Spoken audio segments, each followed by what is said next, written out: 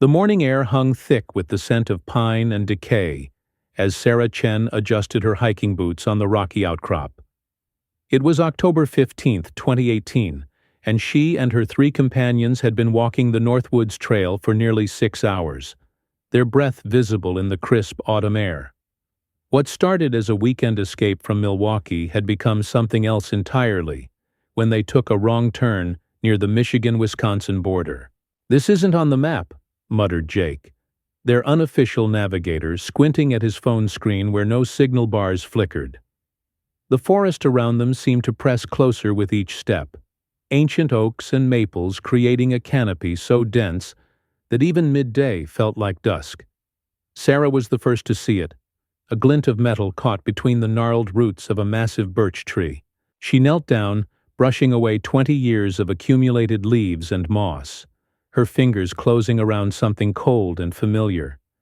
When she lifted it to the filtered sunlight, her breath caught in her throat. It was a police badge, tarnished and corroded, but the name was still legible: Detective Paul M.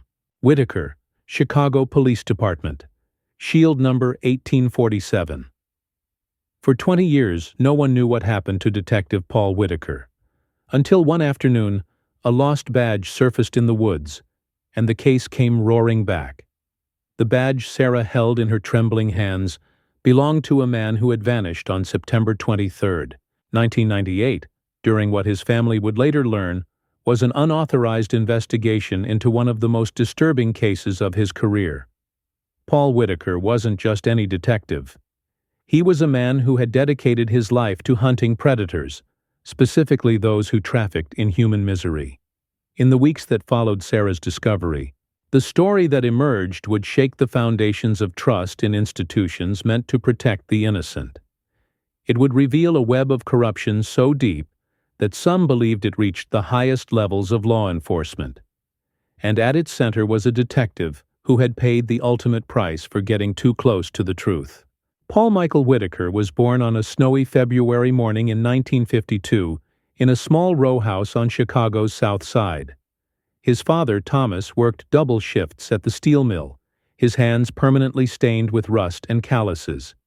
His mother, Mary, cleaned houses for wealthy families in Lincoln Park, returning home each evening with stories of a world her son could only imagine. From his earliest memories, Paul was drawn to stories of justice.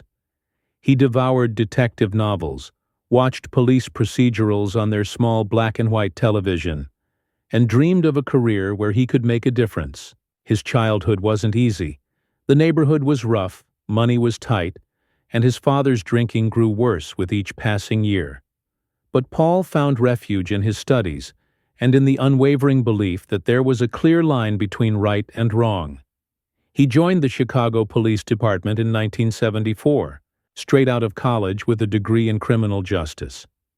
His academy instructors noted his exceptional attention to detail, his ability to connect seemingly unrelated pieces of information, and an almost obsessive dedication to protecting children.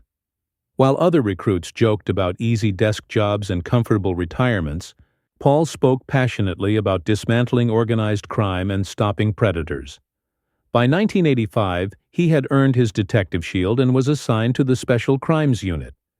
His colleagues remember him as a man who rarely smiled, but whose eyes burned with an intensity that made even hardened criminals uncomfortable. He had a gift for reading people, for sensing when someone was hiding something, and an uncanny ability to make suspects confess to crimes they'd never intended to admit. Detective Whitaker's specialty became human trafficking cases, particularly those involving children. In an era when such crimes were rarely discussed in polite society, Paul dove into the darkest corners of human behavior. He worked 18-hour days, often forgetting to eat, consumed by cases that would keep him awake for weeks. His marriage to his college sweetheart, Jennifer, began to strain under the weight of his obsession. He couldn't let go, Jennifer would later tell investigators. He'd come home at 2 a.m, sit at the kitchen table with case files spread everywhere, and stare at photographs of missing children until dawn. I'd find him there in the morning, still in his wrinkled shirt, with dark circles under his eyes, that seemed to get deeper every day. The couple divorced in 1992, not out of lack of love, but because Paul's work had become his entire world. Jennifer moved to Portland where she tried to rebuild her life, but she never stopped caring about the man who had sacrificed everything for his sense of duty. Paul's sister, Elena, was perhaps the only person who truly understood him. 3 years younger and working as a social worker in Chicago, she saw the toll his cases took on him, but she also saw the children he helped save. She witnessed the grateful tears of parents reunited with their missing sons and daughters, and she understood why Paul couldn't walk away. He used to tell me that every night he didn't work on these cases. Some child was suffering, Elena remembered years later, her voice barely above a whisper. He carried the weight of every victim on his shoulders. I think he believed that if he stopped, even for a moment, he'd be failing them. In the spring of 1998, Paul began investigating what would become his final case. It started with a routine report from a school counselor in Evanston who had noticed unusual behavior in several students. The children, all between the ages of 8 and 12, had begun displaying signs of severe trauma, nightmares, regression in behavior, and an inexplicable fear of being alone after school. When Paul interviewed the children, following proper protocols with trained counselors present, a horrifying pattern emerged. The children spoke of being taken to a cabin in the woods where they were photographed and filmed. They described men in expensive suits who spoke in hushed tones about special clients and delivery schedules. Most disturbing of all, they mentioned other children who had been taken to the cabin but never returned to school. Paul's investigation led him to discover that the children had been recruited through what appeared to be a legitimate after-school program. The program, called Future Leaders, operated out of a nondescript building in Rogers Park and claimed to provide tutoring and mentorship for at-risk youth. The director, a man named Marcus Kellerman, had impeccable credentials, a master's degree in education, glowing references, and a clean background check. But as Paul dug deeper, he began to uncover disturbing inconsistencies. The program's funding came from a shell company registered in the Cayman Islands. Several of the supposed volunteer mentors had criminal records that should have disqualified them from working with children. Most troubling of all, Paul discovered that similar programs had operated in Detroit, Milwaukee, and Minneapolis, all following the same pattern: recruiting vulnerable children, gaining their trust, and then making them disappear. The investigation consumed Paul completely. He began spending his own money to travel to other cities, interviewing survivors and building a case that he believed could expose an entire network of child traffickers. His supervisor, Captain Robert Morrison, grew increasingly concerned about Paul's behavior and repeatedly ordered him to turn the case over to the FBI. Paul had become obsessed, Morrison would later testify. He was working without authorization, spending department resources on investigations outside our jurisdiction, and refusing to follow proper protocols. I was concerned about his mental state, but I also knew he was onto something big. The tension between Paul and his superiors reached a breaking point in August 1998, when Paul presented his findings to a closed-door meeting of senior department officials. His presentation, which lasted nearly 3 hours, laid out evidence of a sophisticated trafficking network that he believed extended far beyond Chicago. He had photographs, financial records, and witness testimony that painted a picture of systematic abuse involving dozens of children. The response was not what Paul expected. Instead of commending his work, department officials expressed concern about his methods and questioned the reliability of his evidence. Captain Morrison ordered Paul to take a mandatory psychological evaluation and to suspend all work on the case pending review. Paul's colleagues remember him as visibly shaken by the meeting. Detective Maria Santos, who had worked with Paul for over a decade, noticed a change in his demeanor that troubled her deeply. He became paranoid, Santos recalled. He started talking about being watched, about his phone being tapped, about certain people in the department who couldn't be trusted. At first I thought it was just the stress of the case, But then I started noticing things too.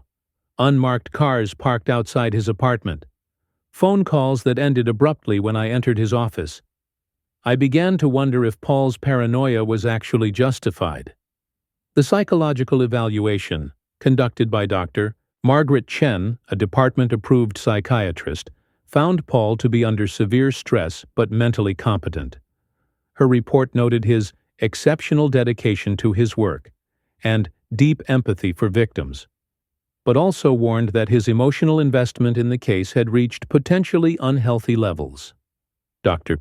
Chen's recommendation was that Paul take a brief leave of absence to rest and gain perspective on the case.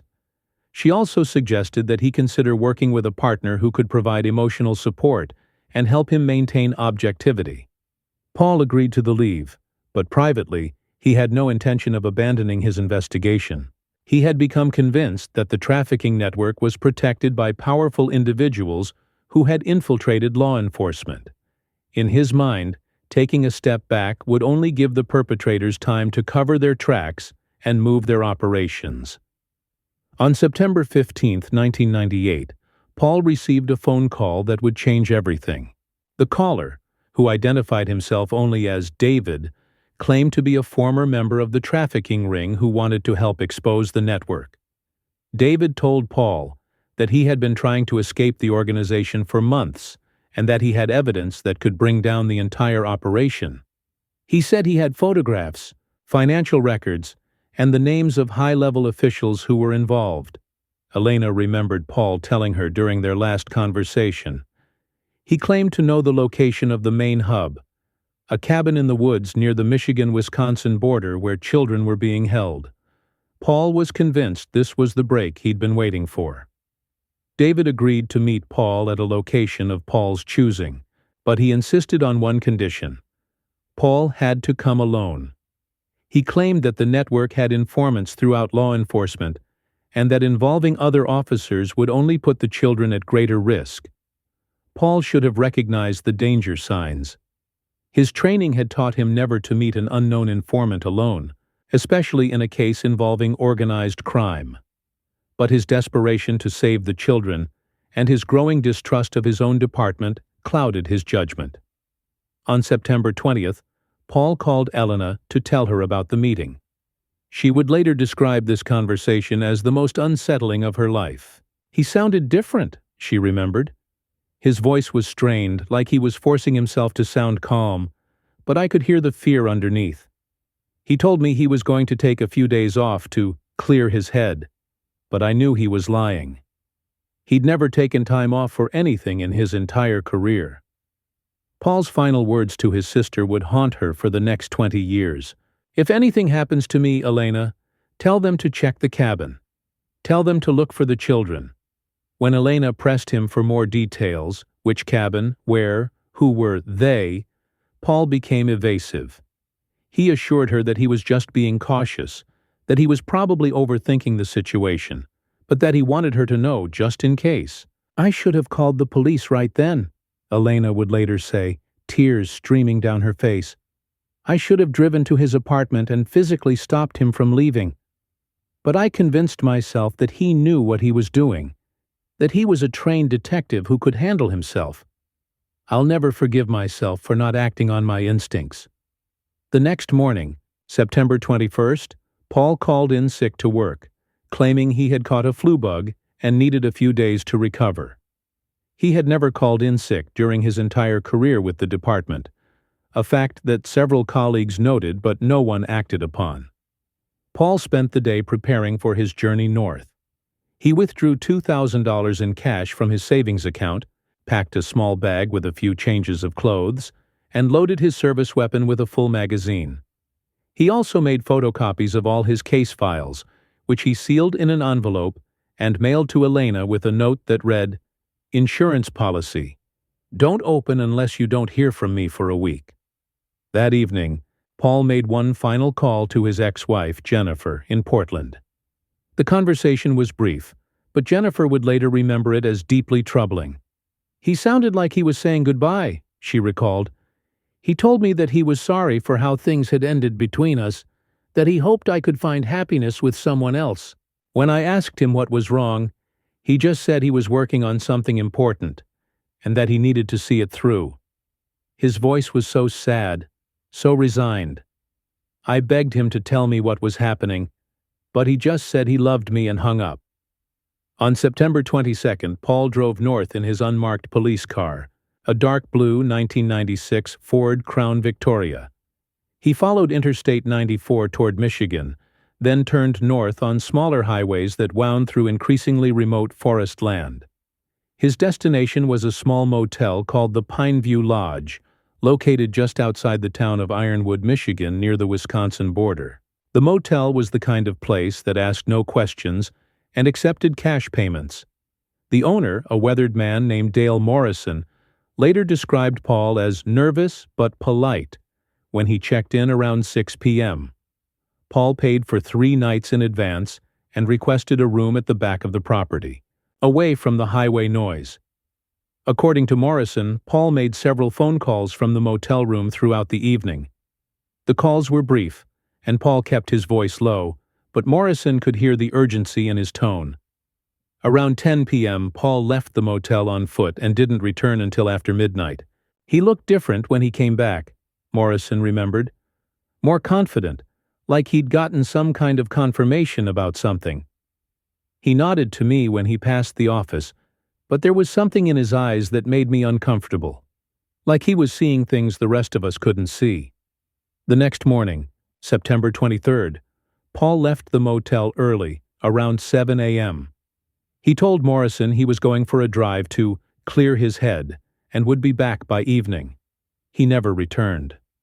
Paul's car was found 3 days later by a Michigan State Police patrol unit, parked on a dirt road about 15 miles from the motel. The vehicle was clean, unlocked, and showed no signs of struggle. His service weapon was missing, but his badge, wallet, and all personal items were still inside. The keys were in the ignition. The discovery of Paul's abandoned car triggered a massive search operation involving multiple law enforcement agencies. The Michigan State Police, Wisconsin State Patrol, and FBI joined forces to comb through hundreds of square miles of dense forest. Search dogs, helicopters, and volunteer groups scoured the area for any sign of the missing detective. But Paul Whitaker had vanished as completely as if he had never existed. The initial investigation into Paul's disappearance was hampered by jurisdictional confusion and bureaucratic infighting. The case technically fell under Michigan State Police jurisdiction, but Paul was a Chicago police officer investigating a case that potentially involved multiple states. The FBI was called in due to the potential federal crimes involved, but they seemed reluctant to fully commit resources to the case. Detective Maria Santos, who had worked closely with Paul, was assigned to represent the Chicago Police Department in the investigation. She immediately flew to Michigan and began interviewing witnesses and reviewing evidence. What she found troubled her deeply. The whole thing felt wrong from the beginning, Santos later testified. Paul's car was too clean, too perfectly positioned. It was like someone had staged it to be found. And the fact that his weapon was missing but everything else was left behind didn't make sense. If he'd been robbed, they would have taken his wallet and badge. If he'd been killed by animals, there would have been signs of struggle, blood, something. Santos also noticed that the FBI agents assigned to the case seemed more interested in Paul's investigation than in his disappearance. They repeatedly asked about his case files, his methods, and his sources. When Santos tried to provide them with copies of Paul's research, she was told that the material was not relevant to the current investigation. The search for Paul continued for 2 weeks, but with each passing day, hope faded. The forest was vast and unforgiving, filled with deep ravines, swamps, and areas where a body might never be found. As autumn turned to winter, the search was officially suspended. Paul's case was transferred to the Missing Persons Unit, where it became one of hundreds of unsolved disappearances. Detective Robert Kane, who inherited the case, was a competent investigator, but he lacked Paul's passion and connections. The case quickly grew cold. Elena refused to accept that her brother was gone. She took a leave of absence from her job and moved to a small apartment in Ironwood, Michigan, where she could coordinate her own search efforts. She hired a private investigator, organized volunteer search parties, and spent her life savings on rewards for information. "I couldn't just sit in Chicago and wait for someone else to find him," Elena explained. "Paul had given his life to helping people, and I wasn't going to let him disappear without a fight. I knew he was out there somewhere, and I was going to find him." Elena's investigation led her to disturbing discoveries about the official response to Paul's disappearance. She found that several key witnesses had never been interviewed, that potential crime scenes had been contaminated, and that crucial evidence had been lost or destroyed. Most troubling of all, she discovered that the FBI had seized Paul's case files from his apartment and had never shared them with local investigators. When Elena tried to obtain copies of the files through official channels, she was told that they were classified as part of an ongoing federal investigation. When she asked about the status of that investigation, she was told that no comment could be made. The first anniversary of Paul's disappearance passed without answers.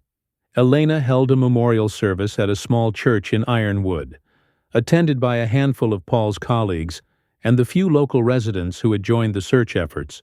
The service was brief and heartbreaking, filled with prayers for a man who had dedicated his life to protecting others. But Elena's hope never wavered. She continued her search, following up on every lead, no matter how unlikely. She interviewed dozens of people who claimed to have seen Paul, or who had information about his case. Most of these leads proved fruitless, but they kept alive the possibility that Paul might still be found. In 2001, Elena received a call that gave her renewed hope. A man who identified himself as a former federal agent claimed to have information about Paul's case. He agreed to meet Elena at a restaurant in Chicago, but he never showed up. When Elena tried to call him back, the phone number was disconnected. Similar incidents occurred over the years. Anonymous tips, mysterious phone calls, and witnesses who disappeared before they could be interviewed. Elena began to suspect that someone was deliberately interfering with her investigation, but she couldn't prove it. The official investigation into Paul's disappearance was officially closed in 2005, after 7 years of minimal progress. The case file was sealed and transferred to the Inactive Cases Archive. Paul Whitaker was declared legally dead, and his pension was paid out to Elena as his next of kin. But Elena never stopped searching.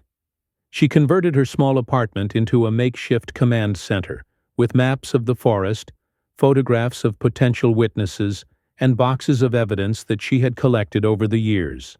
She aged visibly during this period, her hair turning gray and her eyes taking on the same haunted look that Paul had carried during his final weeks. Friends and family begged Elena to move on, to rebuild her life, but she couldn't let go. Paul had been more than just her brother. He had been her closest friend, her moral compass, and the person she admired most in the world. The idea of abandoning him was unthinkable. In 2010, Elena received an unexpected visitor. A man named Thomas Brennan knocked on her door, claiming to be a retired FBI agent who had worked on Paul's case. He was thin and elderly, with kind eyes, and a gentle manner that put Elena at ease. Brennan told Elena that he had been haunted by Paul's case for years, and that he believed there had been a deliberate cover-up. He claimed that Paul had been close to exposing a trafficking network that involved powerful people who had the ability to influence law enforcement investigations. "Your brother was a good man who got too close to the truth," Brennan told Elena. "There were people who wanted him silenced, and they had the resources to make it happen. I tried to investigate further at the time, but I was transferred to another case before I could make progress." Brennan's story gave Elena hope, but it also filled her with a deep sense of dread. If Paul had been killed because of his investigation, then his death wasn't just a tragedy. It was a betrayal of everything he had stood for. Brennan promised to help Elena continue her search, and for several months they worked together to review the evidence and interview potential witnesses. But in early 2011, Brennan suddenly stopped returning Elena's calls.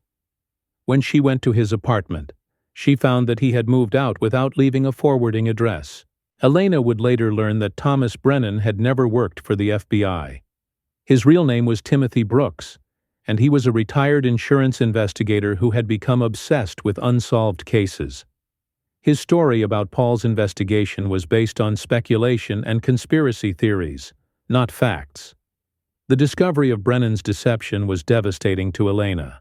She had allowed herself to hope that she finally had an ally who could help her find the truth, only to learn that she had been manipulated by someone who was either mentally ill or deliberately cruel.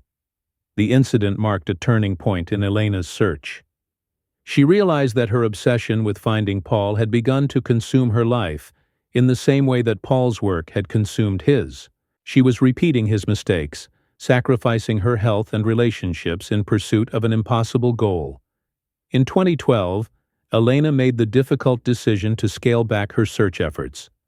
She kept her apartment in Ironwood, but returned to Chicago part-time to rebuild her career and relationships. She continued to follow up on leads and to maintain contact with law enforcement officials, but she forced herself to accept that she might never learn the truth about Paul's fate. The forest kept its secrets for 6 more years.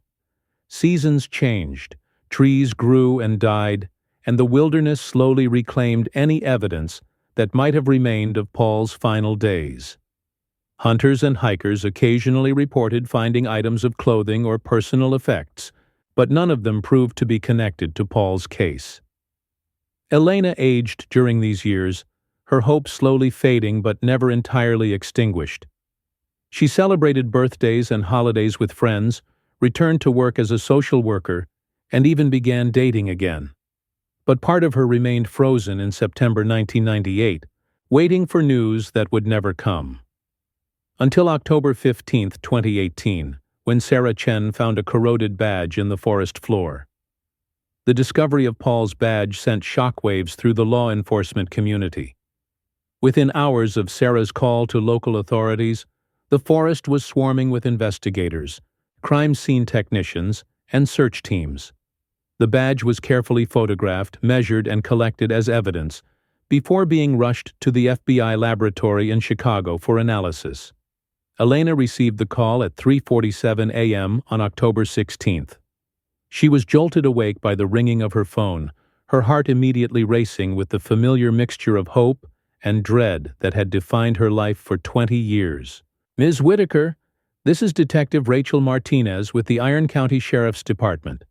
I'm calling about your brother's case. We found something." Elena's knees buckled as she listened to the detective's words. After 2 decades of false leads and dead ends, they had found something real, something that proved Paul had been in those woods. The badge was being tested for DNA and fingerprints, but the serial number and engraving left no doubt about its authenticity. "I knew he was out there," Elena whispered into the phone, tears streaming down her face. "I always knew he was out there somewhere." The discovery of the badge triggered a massive renewed search effort. Teams of investigators, including specialists from the FBI, descended on the forest where the badge had been found. They established a command center in Ironwood and began a systematic search of the area, using ground-penetrating radar, cadaver dogs, and thermal imaging equipment. The search focused on a rough circle with a 2-mile radius around the location where the badge was found. The terrain was challenging: dense forest, rocky outcrops, and swampy areas that had been carved by decades of spring flooding. But the investigators were determined to find answers. On the 3rd day of the search, the cadaver dogs made their first significant discovery. About half a mile from where the badge was found, they detected the scent of human decomposition near a small clearing that contained the ruins of an old hunting cabin. The cabin was little more than a foundation and a few rotting wall studs, but it was clearly the structure that Paul had mentioned in his final voicemail to Elena. The building had been abandoned for decades, its roof collapsed, and its interior filled with debris and forest growth. As investigators carefully excavated the cabin site, they began to uncover evidence that sent chills through even the most hardened officers. Buried beneath years of accumulated leaves and debris, They found rusted shackles that had been bolted to the cabin's foundation. The shackles were small, sized for children. Further excavation revealed scraps of clothing, fragments of photographs, and pieces of audio equipment. Most disturbing of all, carved into one of the remaining wall studs was a list of names, all of them the names of children who had been reported missing from various cities across the Midwest during the 1990s. Dr. Jennifer Walsh, the forensic anthropologist leading the excavation, had worked on hundreds of crime scenes during her career, but the cabin site affected her in ways she had never experienced. "It was like opening a door to hell," she would later write in her report. The evidence suggested that this location had been used for the systematic abuse and exploitation of children over a period of several years. The physical layout of the cabin, the restraints, the soundproofing materials, everything had been designed to facilitate the most horrific crimes imaginable. As the excavation continued, investigators found a hidden compartment built into the cabin's foundation. Inside the compartment was a metal box, sealed with wax, and surprisingly well preserved despite decades of exposure to moisture and temperature fluctuations. The box contained a treasure trove of evidence, dozens of audio cassette tapes labeled with dates and initials, hundreds of photographs showing the cabin in its operational state, and handwritten documents that appeared to be records of transactions involving children. The most chilling discovery was a series of audio tapes that contained what appeared to be interrogation sessions. The voice of the interrogator was clear and professional, asking detailed questions about trafficking operations, financial arrangements, and the identities of clients and suppliers. FBI audio experts confirmed that the interrogator's voice belonged to Paul Whitaker. The existence of these tapes fundamentally changed the investigation. They proved that Paul had not only found the cabin, but had been actively investigating the trafficking operation from inside. The tapes contained hours of conversations, including several where Paul questioned individuals who appeared to be both victims and perpetrators of the trafficking network. One particularly disturbing tape contained Paul's voice questioning someone who was clearly in distress. "How many more are there? How many children are still out there?" The response was barely audible, but investigators using sound enhancement technology were able to make out the words, "Dozens. They move them every few weeks. I don't know where they take them." The background noise on many of the tapes suggested that the conversations were taking place in an underground location, possibly a basement or bunker. Investigators could hear the sound of dripping water, the hum of electrical equipment, and the muffled voices of other people in the distance. As investigators continued to analyze the audio evidence, they found recordings that captured Paul's growing desperation and fear. In one tape, recorded several days after the initial conversations, Paul's voice was strained and urgent. "They know! They're watching. I can't get out. If someone finds this, tell them about the network. Tell them about the children." The final tape in the collection was the most heartbreaking. Paul's voice, now barely above a whisper, addressed Elena directly. "I'm sorry, Elena. I'm so sorry I couldn't save them all. I tried to do the right thing, but I was in over my head. If they find me, don't let them bury this case. The children deserve justice." The discovery of the tapes and the evidence at the cabin site convinced investigators that Paul had been held captive at the location for several days or weeks before his death. The working theory was that he had been lured to the cabin by the mysterious David, and then imprisoned by the trafficking network as they tried to determine how much he knew and who else might be involved in his investigation. The evidence suggested that Paul had been tortured for information, but that he had also been conducting his own investigation from inside the trafficking operation. The recordings indicated that he had been documenting the network's operations, gathering evidence, and trying to locate other victims. As investigators worked to piece together Paul's final days, they made another disturbing discovery. Analysis of the cabin's foundation revealed that it had been modified several times over the years, with new rooms and holding cells added to accommodate more victims. The trafficking operation had been far more extensive than Paul had initially realized. The investigation also revealed that the cabin was connected to an underground tunnel system that led to a series of bunkers and storage facilities. The tunnels appeared to have been used to move victims without detection and to store supplies and equipment for the trafficking operation. In one of the underground chambers, investigators found evidence that dozens of children had been held captive over the years. The walls were covered with scratches and drawings made by small hands, and the floor was littered with toys and personal items that had been left behind by victims. The scope of the trafficking operation was staggering. Based on the evidence found at the cabin and in the surrounding area, investigators estimated that hundreds of children had been victimized by the network over a period of more than a decade. The operation had been sophisticated and well-funded, with connections to similar networks in other states and possibly other countries.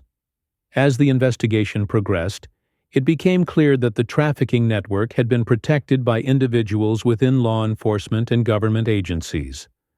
The evidence suggested that certain officials had been either directly involved in the operation or had been paid to look the other way. This revelation explained why Paul's original investigation had been met with such resistance from his superiors, and why the official investigation into his disappearance had been so ineffective. The network had the resources and connections to neutralize threats and cover up their crimes. The discovery of the cabin and its contents also raised disturbing questions about the fate of the children who had been held there. While some of the victims named in the documents had been reported missing during the 1990s, others appeared to have been taken from situations where their disappearances would not be immediately noticed. Runaway teens, children from troubled families, and kids who had been removed from their homes by social services. Investigators began the heartbreaking task of trying to identify the victims and locate any survivors. DNA evidence was collected from the cabin site and compared to samples from families of missing children across the country. The process was slow and often inconclusive, but it gradually began to reveal the true scope of the network's crimes. 3 weeks after the discovery of the cabin, the investigation took another dramatic turn. A retired police officer named Daniel Murphy contacted the FBI with information that he claimed had been weighing on his conscience for 20 years. Murphy had been a patrol officer with the Wisconsin State Police in 1998, and he claimed to have witnessed Paul's abduction. According to Murphy, he had been on duty on the night of September 23rd when he saw a dark van pulled over on a remote highway near the Michigan border. As he approached to offer assistance, he saw 2 men in suits forcing another man into the van at gunpoint.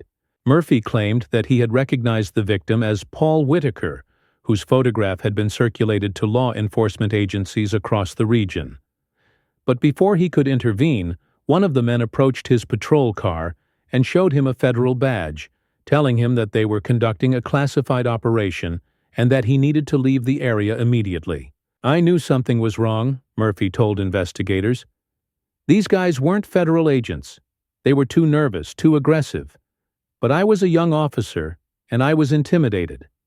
I thought if I made trouble, it would ruin my career." Murphy claimed that he had reported the incident to his superiors, but that he had been told to forget what he had seen and to never speak of it again. He said that he had been transferred to a different district within weeks, and that his personnel file had been flagged in a way that prevented him from being promoted for several years.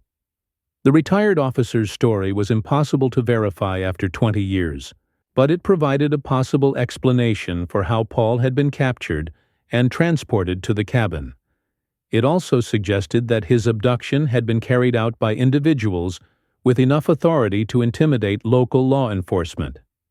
Murphy's decision to come forward was prompted by the discovery of the cabin and the evidence it contained.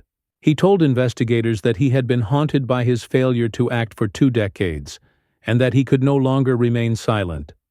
"I've thought about Detective Whitaker every day for 20 years, Murphy said.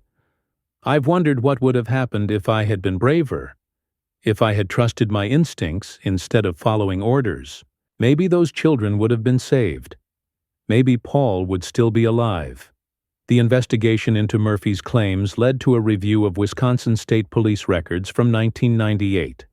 While no official report of the incident could be found, investigators discovered that Murphy had indeed been transferred to a different district shortly after Paul's disappearance, and that his personnel file contained several unusual notations. The investigation also revealed that several other officers had reported similar incidents during the late 1990s. Encounters with federal agents who seemed to be operating outside normal protocols, warnings to avoid certain areas or investigations, and transfers or disciplinary actions that seemed to be connected to their proximity to the Paul Whitaker case. As investigators worked to unravel the conspiracy that had led to Paul's death, they began to focus on identifying the individuals who had been involved in the trafficking network. The documents found at the cabin contained references to clients and suppliers, but the names were coded in a way that made identification difficult. The breakthrough came when investigators realized that the coding system was based on law enforcement personnel records. The codes corresponded to badge numbers, department identifiers, and other information that would be familiar to someone within the law enforcement community. This discovery led to the shocking realization that many of the trafficking network's clients and protectors were police officers, federal agents, and other law enforcement officials. The network had been operating with the active participation of the people who were supposed to be protecting children from predators. The investigation expanded to include a review of personnel records from multiple law enforcement agencies across the Midwest. Investigators looked for patterns of behavior, unusual assignments, unexplained wealth, and connections to the trafficking network. The process was slow and politically sensitive, but it gradually revealed a web of corruption that extended far beyond the original trafficking operation. Dozens of law enforcement officials were implicated in various crimes, from direct participation in the trafficking network to accepting bribes to ignore evidence or misdirect investigations. The scope of the corruption was breathtaking. Records showed that the network had operated with virtual impunity for over a decade, protected by a carefully constructed system of blackmail, bribery, and intimidation. High-ranking officials in multiple agencies had been compromised, either through direct participation in the network's crimes or through carefully orchestrated schemes that left them vulnerable to exposure. 1 month after the discovery of the cabin, investigators made their most significant breakthrough yet. Acting on information contained in Paul's audio recordings, they obtained warrants to search several properties connected to individuals identified in the trafficking documents. The raids, conducted simultaneously across 3 states, netted a massive amount of additional evidence. Computer servers, financial records, and surveillance equipment revealed the full extent of the network's operations. Most importantly, the raids led to the rescue of 7 children who were still being held captive by the network. The children, ranging in age from 9 to 15, had been reported missing from various locations across the Midwest over the previous 2 years. Their rescue was a bittersweet victory, proof that Paul's sacrifice had not been in vain, but also a reminder of how many other children had been lost over the years. The surviving victims provided crucial testimony about the network's operations. They described being moved frequently between different locations, including the cabin where Paul had been held. Several of the children remembered seeing Paul during their captivity, describing him as the policeman who tried to help us. According to their testimony, Paul had attempted to comfort the children and had promised them that help was coming. He had also tried to gather information about other victims and had encouraged the children to remember details about their captors that might help in a future investigation. One of the rescued children, a 12-year-old girl named Sarah Martinez, provided particularly valuable information. She told investigators that Paul had given her a small piece of paper with his sister's phone number, telling her to memorize it and call Elena if she ever escaped. "He told me his sister was a good person who would help me," Sarah testified. "He said if something happened to him, I should find a way to call her and tell her what I had seen. He made me repeat the number over and over until I knew it by heart." Sarah had indeed memorized Elena's phone number, but she had never had the opportunity to use it during her years of captivity. The fact that Paul had given her this information suggested that he had known he was unlikely to survive his ordeal, but had remained focused on protecting the children until the end. The testimony of the rescued children also provided investigators with additional details about Paul's final days. According to their accounts, Paul had been held in an underground chamber beneath the cabin for approximately 2 weeks before his death. During this time, he had been subjected to repeated interrogations and had been tortured for information about his investigation. Despite the torture, the children reported that Paul had never given his captors the information they wanted. He had repeatedly told them that he was acting alone, and that no one else in law enforcement was aware of his investigation. This lie may have saved the lives of other officers who had been peripherally involved in Paul's case. The children also described Paul's efforts to document the trafficking operation from inside. Using equipment that he had apparently concealed on his person when he was captured, Paul had recorded conversations and gathered evidence even while he was being held prisoner. The final recording on Paul's tapes, the one where he had addressed Elena directly, had been made just hours before his death. According to the children's testimony, Paul had hidden the recording equipment in the cabin's foundation during a brief period when he was left unguarded. He had known that his captors were planning to kill him and had wanted to leave behind evidence that would expose their crimes. Paul's execution had been carried out on October 8, 1998, exactly 15 days after his disappearance. The children described being forced to watch as Paul was taken from his cell and marched into the forest at gunpoint. They never saw him alive again. The location of Paul's grave was discovered based on coordinates contained in an anonymous letter that was delivered to the Iron County Sheriff's Department 3 days after the cabin investigation began. The letter was postmarked from Chicago and contained a single sheet of paper with GPS coordinates and a brief message: "He deserves to come home." The coordinates led investigators to a shallow grave approximately 1 mile from the cabin, hidden beneath years of accumulated forest debris. The remains were carefully exhumed by Dr. Walsh and her team, who worked for 3 days to recover every fragment of bone and piece of evidence. The skeletal remains were positively identified as Paul Whitaker through dental records and DNA analysis. The cause of death was determined to be a single gunshot wound to the head, fired at close range. The bullet, a .45 caliber round, was recovered from the skull and showed evidence of having been fired from a law enforcement-issued weapon. Paul's service weapon was found buried with his body, but ballistics tests showed that it had not been used in his murder. The weapon that killed him was never recovered, but the type of ammunition suggested that it had been fired by someone with access to police or federal law enforcement equipment. The discovery of Paul's remains brought both closure and renewed anguish to Elena and the others who had loved him. After 20 years of uncertainty, they finally knew what had happened to him. But the knowledge came with the devastating realization of how much he had suffered in his final days. Elena was present when Paul's remains were recovered from the forest. She stood at the edge of the excavation site, tears streaming down her face, as the forensic team carefully removed each bone and piece of evidence. After 2 decades of searching, her brother was finally coming home. "I felt a mixture of relief and rage," Elena later said. "Relief that I finally knew what had happened to him, that he wasn't still out there suffering somewhere. But rage at the people who had done this to him, at the system that had failed to protect him, at myself for not finding him sooner." The funeral service for Paul Whitaker was held on November 15, 2018, exactly 20 years and 1 month after his disappearance. The service was attended by hundreds of people, including law enforcement officers from across the country, survivors of the trafficking network, and family members of other victims. Elena delivered the eulogy, speaking about her brother's dedication to protecting children and his ultimate sacrifice in the pursuit of justice. She also announced the establishment of the Paul Whitaker Foundation, a nonprofit organization dedicated to combating child trafficking and supporting survivors of abuse.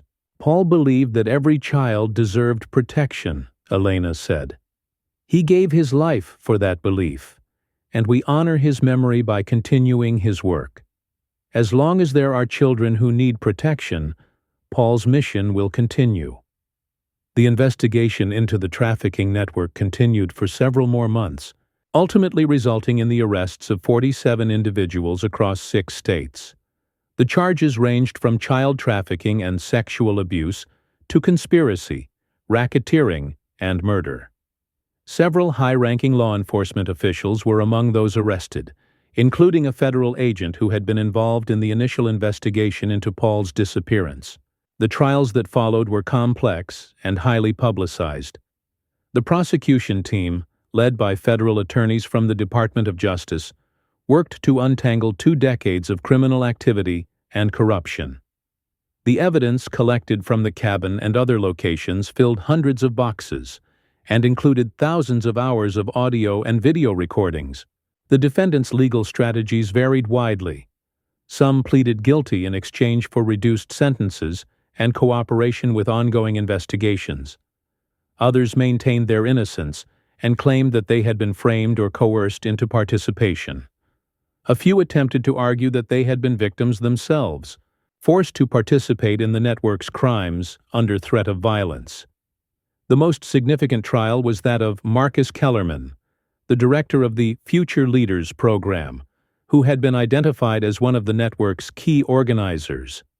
Kellerman's trial lasted 4 months and featured testimony from dozens of survivors, law enforcement officials, and expert witnesses. During the trial, prosecutors presented evidence that Kellerman had been involved in child trafficking for over 15 years and had personally overseen the abuse of hundreds of victims. They also showed that he had been responsible for Paul's murder, having ordered his execution when it became clear that the detective could not be turned or silenced through intimidation. Kellerman's defense team argued that their client had been a small player in a much larger organization and that he had been coerced into participation by more powerful figures. They claimed that Kellerman had actually tried to help some of the victims and that he had been planning to cooperate with law enforcement before Paul's investigation exposed the network. The jury deliberated for 3 days before returning a verdict of guilty on all counts. Kellerman was sentenced to life in prison without the possibility of parole.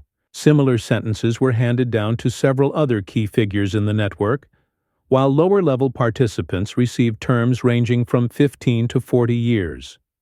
The trials also revealed disturbing details about the extent of the corruption that had protected the trafficking network. Evidence showed that bribes had been paid to officials in multiple agencies, including the FBI, local police departments, and Child Protective Services. The network had also used blackmail and intimidation to silence potential witnesses and to derail investigations. Several law enforcement agencies were forced to undergo major reforms as a result of the scandal. New protocols were established for investigating child trafficking cases, oversight mechanisms were strengthened, and personnel screening procedures were enhanced. The FBI created a special task force dedicated to rooting out corruption within law enforcement agencies involved in child protection. Despite these reforms, many questions remained unanswered. The investigation had exposed one trafficking network, but evidence suggested that similar operations existed in other parts of the country. The corruption that had protected the network appeared to be part of a broader pattern of institutional failure that extended beyond law enforcement to include political, business, and social service organizations. The case also raised troubling questions about how many other victims remained unidentified and how many perpetrators had escaped justice. While the investigation had rescued 7 children and identified dozens of victims from the cabin site, the full scope of the network's crimes would probably never be known. For Elena, the conclusion of the trials marked the end of one chapter but the beginning of another. The Paul Whitaker Foundation had grown rapidly, supported by donations from around the world and staffed by survivors, law enforcement professionals, and child welfare advocates. The foundation's work focused on 3 main areas: supporting survivors of trafficking and abuse, training law enforcement officers to recognize and investigate trafficking cases, and advocating for policy changes that would better protect children. Elena traveled extensively, speaking at conferences and meetings, sharing Paul's story and the lessons learned from his case. Paul's death wasn't in vain if it helps prevent other children from suffering, Elena said during one of her speeches. Every child we save, every trafficker we catch, every corrupt official we expose is a victory for Paul, and for all the victims who didn't survive to see justice. The foundation also worked to memorialize the victims of the trafficking network. A memorial garden was established at the site where the cabin had stood, with plaques honoring the children who had died and the survivors who had shown incredible courage in testifying against their abusers.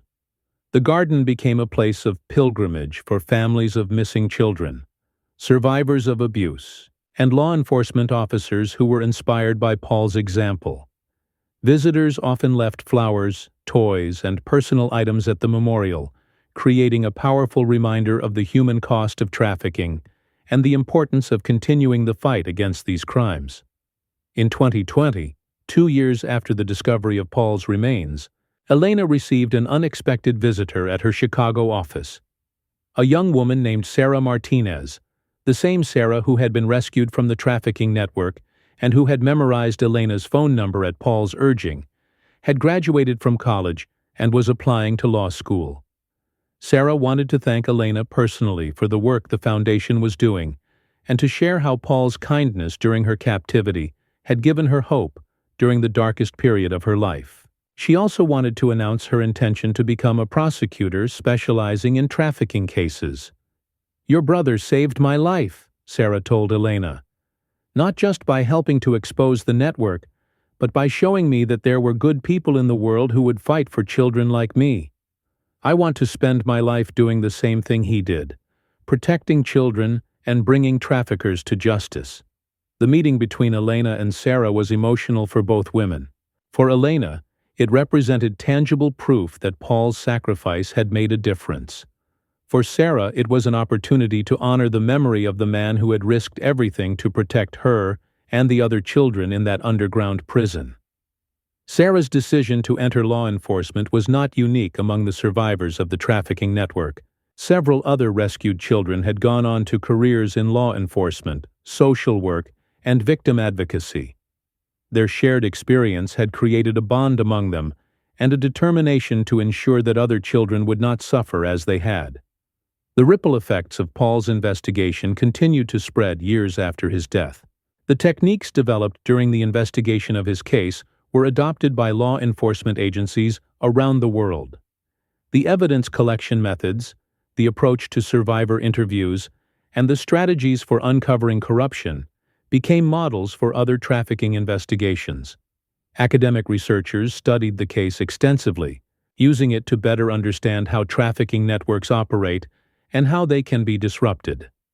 The psychological profiles of both perpetrators and survivors provided valuable insights that informed treatment programs and prevention strategies. The case also sparked important conversations about the role of individual courage in fighting institutional corruption. Paul's willingness to risk his career and ultimately his life to protect children inspired other law enforcement officers to speak out about corruption and misconduct within their own agencies. But perhaps the most important legacy of Paul's case was the reminder that behind every trafficking investigation are real children who deserve protection and justice.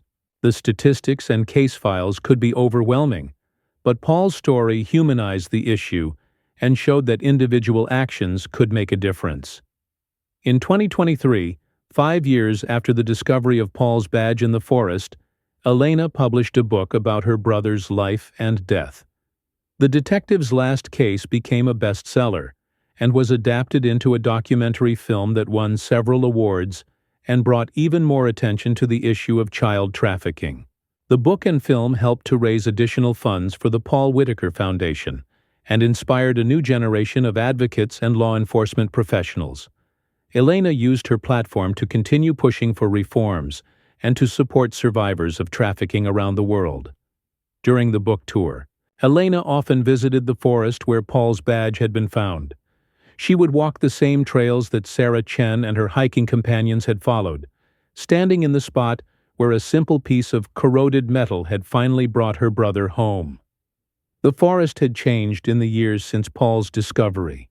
The memorial garden had become a permanent fixture, and the hiking trail had been renamed the Paul Whitaker Memorial Trail. But the basic character of the place remained the same, a quiet, peaceful wilderness that gave no hint of the darkness it had concealed for so many years. Elena would stand among the trees, listening to the wind in the branches and the distant sound of hikers on the trail, and she would talk to Paul as if he were still there beside her.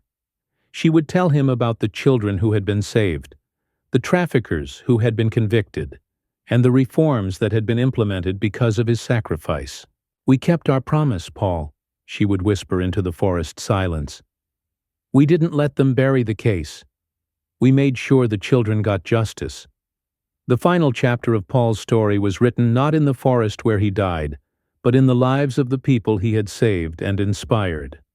Every child who was rescued from trafficking, every survivor who found the courage to testify, every law enforcement officer who chose integrity over corruption was part of Paul's continuing legacy. The badge that Sarah Chen found that October afternoon in 2018 had been more than just a piece of evidence. It had been a key that unlocked 20 years of hidden truth. It had given voice to victims who had been silenced, brought justice to families who had been forgotten, and ensured that a good man's sacrifice would never be forgotten. In the end, Paul Whitaker had achieved what he had set out to do. He had protected children, exposed corruption, and brought justice to those who thought themselves above the law. It had cost him everything, but his death had not been in vain. He had vanished chasing justice, and when they found him, he had been buried with the truth. But truth, like justice, has a way of rising to the surface, no matter how deep it's buried or how many years pass. Paul Whitaker's truth had waited 20 years in the darkness of a forest grave, but when it finally emerged, it shone bright enough to illuminate the shadows where predators hide and to guide other protectors in their own fight against evil. The detective's last case would never truly be closed. As long as there were children who needed protection and people willing to fight for them, Paul's investigation would continue. His badge had been found. His body had been recovered. His killers had been brought to justice. But his mission, protecting the innocent and pursuing the truth, would live on forever in the hearts and actions of those who refused to let darkness win. Elena kept the badge in a place of honor in her office, mounted in a simple wooden frame beneath a photograph of Paul in his dress uniform. Visitors to the Paul Whitaker Foundation often asked about the corroded piece of metal, and Elena would tell them the story of how it had been found and what it had meant. "This badge," she would say, "represents everything my brother believed in. It's a symbol of his commitment to protecting children, his courage in the face of evil, and his willingness to sacrifice everything for justice. As long as this badge exists, Paul's work will continue." The badge had survived 20 years in the forest, weathered and corroded but still recognizable, still bearing witness to the man who had worn it with such pride and dedication. Like Paul's legacy, it had endured through darkness and time, waiting for the moment when it could finally tell its story and bring justice to those who had been forgotten. In the quiet of her office, surrounded by the ongoing work of the foundation, Elena would sometimes look at the badge and remember the phone call that had changed everything. She would think about Sarah Chen, the hiker who had been brave enough to pick up a piece of corroded metal and curious enough to report it to authorities. Such a small action, stopping to examine something unusual, making a phone call, trusting that the truth mattered. But that small action had set in motion a chain of events that had rescued children, exposed corruption, and brought justice to victims who had waited 20 years for someone to care enough to keep looking. Paul's story was ultimately about the power of individual courage and the importance of never giving up on justice. It was about the responsibility that comes with wearing a badge and the price that sometimes must be paid to protect the innocent. But most of all, it was about the truth that no amount of corruption, violence, or intimidation can permanently suppress. Paul Whitaker had died trying to protect children, and in the end, his death had accomplished what his life could not. It had exposed an entire network of predators and brought them to justice. The detective had vanished in 1998, lost to a forest that seemed to swallow secrets without a trace. But 20 years later, when that badge emerged from beneath the fallen leaves and forest debris, Paul Whitaker had finally come home, and with him came the truth that would ensure his sacrifice had not been in vain.